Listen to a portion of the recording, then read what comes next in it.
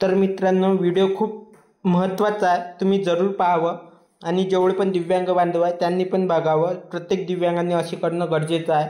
दिव्यांगांचे अर्धनग्न आंदोलन, प्रलंबित मागण्यासाठी आमदारांच्या घरावर मोर्चा होता आणि हे नांदेडमधली गोष्ट आहे मित्रांनो।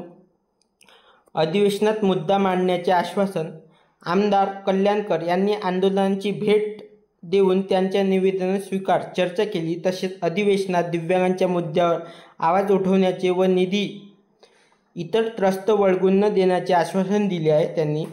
यानंतर आंदोलनाचा मोर्चा आमदार हेमंत पाटील यांच्या घरासमोर पोहोचला, मात्र ते उपस्थित नसल्याने संतप्त दिव्यांगांनी आक्रोश व्यक्त केले।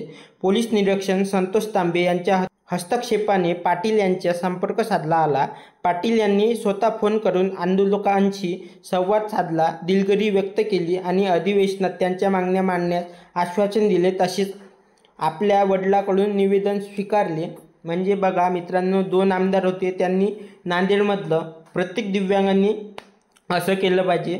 त्यांनी नांदेडमध्ये अर्धनग्न आंदोलन, भीक मागणं आंदोलन हे पण केलं आहे आणि सर्व पेपरमध्ये त्यांची जाहिरात वगैरे सर्व आलं आहे मित्रांनो, तुम्ही बघू शकता या पेपर। त्यानंतर हे पण बघू शकता, मराठवाडा नेत्यामध्ये पण दिव्यांग संघटना शिवसेना आमदारांच्या घरासमोर अर्धनग्न मोर्चा व भीक मागणं आंदोलन केलं आहे। गोदातीर समाचार यामध्ये पण त्यांची बातमी आली आहे मित्रांनो।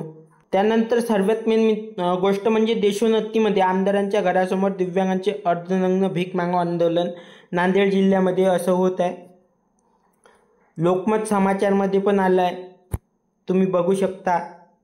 त्यानंतर लोकमतमध्ये पण आलं आहे, लोकमतमध्ये आमदारांच्या घरासमोर भीक मागणं आंदोलन।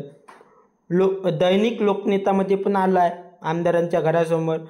प्रत्येक दिव्यांगांना आपला हक्क आहे की आमदारांना आपण आमदार निवडून देतो, आपण आमदार सर्व करतो, त्यांना दिव्यांगाचा निधी, दिव्यांगांच्या समस्या त्यांना कळल्याच पाहिजे, म्हणून असं झालंच पाहिजे। आमदारांच्या घरासमोर भीक मागणं आंदोलन, अर्धनग्न आंदोलन करण्यात आलं आहे, ही खूप चांगली गोष्ट आहे आणि आमदारांनी पण खूप चांगला प्रतिसाद दिला आहे की होणाऱ्या अधिवेशनामध्ये आम्ही या गोष्टीवर विषय करू की दिव्यांगांना सर्व गोष्टी सोयीसुयुक्त व्हाव्यात म्हणून।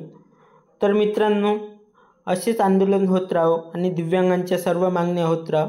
धन्यवाद मित्रांनो।